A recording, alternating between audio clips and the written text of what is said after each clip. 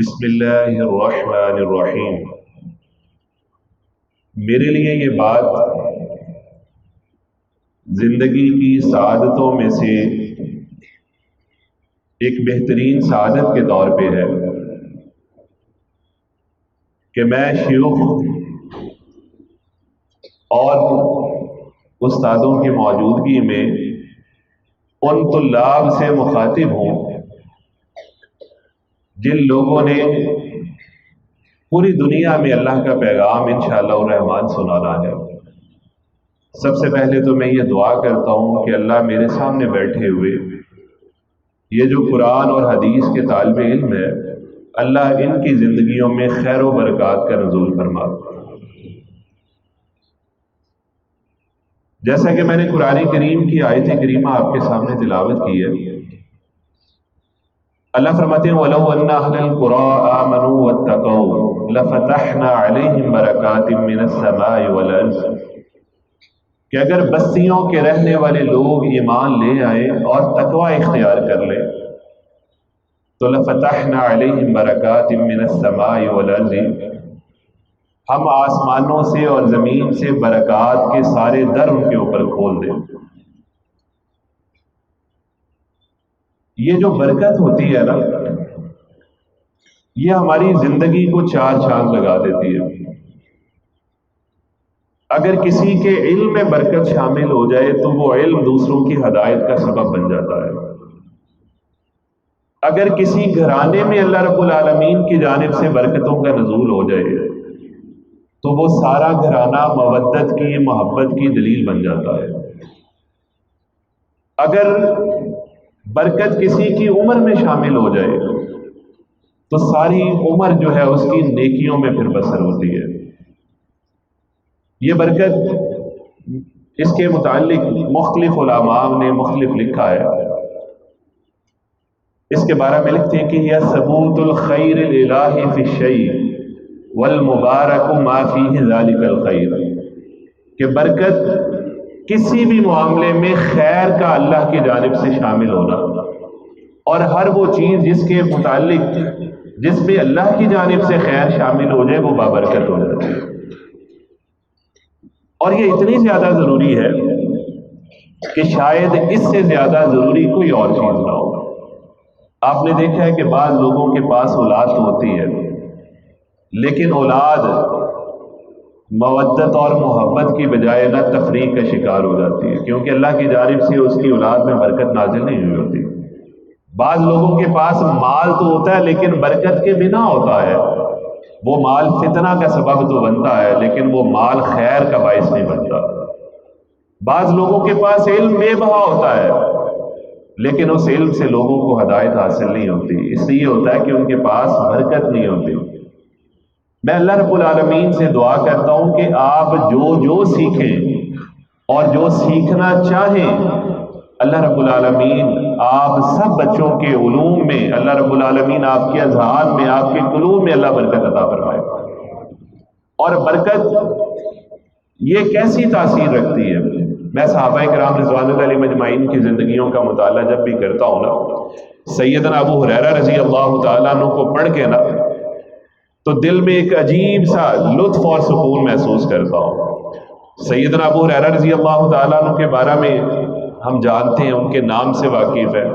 آپ نخبۃ الصحیحین کھولیں یا صحیح بخاری کھولیں یا صحیح مسلم کھولیں، جامع ترمذی کھولیں، کوئی سی بھی حدیث کی کتاب کو کھولیں، سب سے زیادہ روایات آپ کو جس صحابی رسول کی نظر آئے گی وہ سیدنا ابو ہریرہ رضی اللہ تعالیٰ عنہ کی۔ آپ کو حیرت ہوگی کہ صحابہ میں السابقون الاولون 20 صحابہ موجود ہیں، سیدنا ابو بکر بھی موجود ہیں، سیدنا عمر فاروق بھی موجود ہیں، سیدنا عثمان غنی بھی موجود ہیں، سیدنا علی المرتضیٰ بھی موجود ہیں، لیکن روایات سب سے زیادہ جو بیان کی ہیں وہ حضرت ابو ہریرہ رضی اللہ تعالیٰ عنہ نے کی ہے۔ یہ تقریباً 7 ہجری کو مسلمان ہوئے۔ 7 ہجری کو مسلمان ہونے کا مطلب ہے کہ اللہ کے رسول صلی اللہ علیہ وسلم اس دنیا فانی سے کب رخصت ہوئے؟ 11 ہجری کو، یعنی 4 سال صحبت رسول میں ان کو رسول اللہ صلی اللہ علیہ وسلم سے علوم حاصل کرنے کا موقع ملا، صرف 4 سال۔ 7 ہجری کو مسلمان ہوئے، 11 ہجری کو اللہ کے رسول اس دنیا سے رخصت ہو گئے۔ لیکن اللہ نے کیسا ان کے علم میں برکت نازل کی، کیسا ان کے تقوی میں اللہ تعالیٰ نے برکت نازل کی، اتنا علم حاصل کیا کہ قیامت تک کے لیے ان کا علم ان کے لیے صدقہ جاریہ بن گیا۔ 5374 روایات، سب سے زیادہ صحابہ کرام رضوان اللہ علیہ مجمعین میں سیدنا ابو ہریرہ رضی اللہ تعالیٰ نے بیان کی ہے۔ ایسا برکت کے بنا ممکن نہیں ہے۔ سعد بن معاذ رضی اللہ تعالیٰ عنہ کے متعلق پڑھ کے حیرت زدہ ہو جاتے ہیں۔ 31 سال کی عمر میں مسلمان ہوئے، 37 سال کی عمر میں اس دنیا سے رخصت ہو گئے، یعنی 6 سال صحبت نبوی میں گزارے ہیں۔ 6 سال کو بہت بڑا دورانیہ نہیں ہے، ہم 8 سال مدارس میں درس نظامی میں لگا دیتے ہیں۔ 6 سال صحبت نبوی میں گزارے، کس قدر اللہ نے خیر و برکات کا نزول ان کی زندگی میں کیا کہ جب فوت ہوئے نا تو اللہ کے رسول صلی اللہ علیہ وسلم نے فرمایا اہتز لموتہ عرش الرحمن، کہ سعد بن معاذ رضی اللہ تعالیٰ عنہ اللہ کے اتنے محبوب تھے کہ اللہ کا عرش بھی ان کی موت کی وجہ سے کام کیا۔ اہتز لموتہ عرش الرحمن کے الفاظ ہیں۔ ایسی سعادت کیسے حاصل ہوئی؟ برکات کی وجہ سے جو اللہ رب العالمین کی جانب سے ان کی زندگی میں نازل ہوئی ہے۔ حضرت انس بن مالک رضی اللہ تعالیٰ عنہ جب اللہ کے رسول صلی اللہ علیہ وسلم ہجرت کر کے مکہ سے مدینہ آئے، سیدہ ام سلیم رضی اللہ تعالیٰ عنہ جو ان کی والدہ محترمہ ہے، ان کی انگلی تھامی ہوئی ہے، رسول اللہ صلی اللہ علیہ وسلم کے دروازے پہ دستک دی۔ اللہ کے رسول صلی اللہ علیہ وسلم تشریف لائے، کہتی اللہ کے رسول انصار نے اپنی اپنی بساط کے مطابق آپ کو تحفے پیش کیے ہیں آپ کی جناب میں، میرے پاس سب سے قیمتی تحفہ میرا یہ جگر کا ٹکڑا ہے، اسے آپ اپنی خدمت میں قبول کر لیجئے۔ نبی رحمت صلی اللہ تعالیٰ علیہ وسلم نے اس ننھے سے انس بن مالک کو اپنی خدمت میں قبول کر کے دعا کی، اللہم بارک فی عمرہ و مالہ و اولادہ، اللہ اس بچے کی عمر میں برکت نازل فرما، اس کے مال میں برکت نازل فرما، اس کی زندگی میں برکت نازل فرما۔ اور پھر دیکھنے والوں نے دیکھا کہ رسول عربی صلی اللہ علیہ وسلم کی اس دعائے برکت کی تاثیر کیا تھی۔ صحابہ کرام رضوان اللہ علیہ مجمعین میں آخر میں فوت ہونے والے صحابہ میں حضرت انس بن مالک رضی اللہ تعالیٰ عنہ بھی شامل ہے، اور وہ خود صحیح مسلم کی حدیث ہے، وہ خود کہتے ہیں کہ میری آج میرے بیٹے میرے بچوں کے بچے ان کی تعداد 100 سے زائد ہو چکی ہے، یعنی جب فوت ہوئے تو 100 سے زائد ان کی اولاد ہو چکی تھی، اور مال میں بھی اللہ نے اتنی برکت نازل فرمائی، کہتے ہیں کہ میرا ایک باغ ایسا ہے جس میں سال میں 2 دفعہ پھل لگتا ہے، اور ایسے ایسے پھول کھلتے ہیں جن کی خوشبو کستوری سے زیادہ جو ہے خوشبودار ہے۔ یہ اللہ رب العالمین کے رسول صلی اللہ علیہ وسلم کی دعائیں برکت ہے۔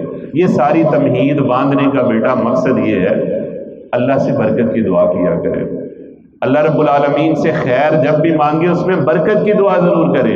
اللہ سے جب علم مانگے رب زدنی علما پڑھے، اللہ سے یہ بھی دعا کرے اللہ میرے علم میں بھی برکت نازل فرما۔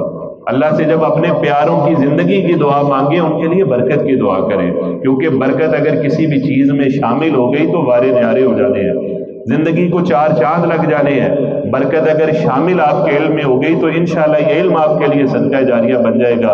اللہ رب العالمین مجھے اور آپ کو عمل کرنے کی توفیق دے۔ وآخر دعوانا الحمد للہ رب العالمین۔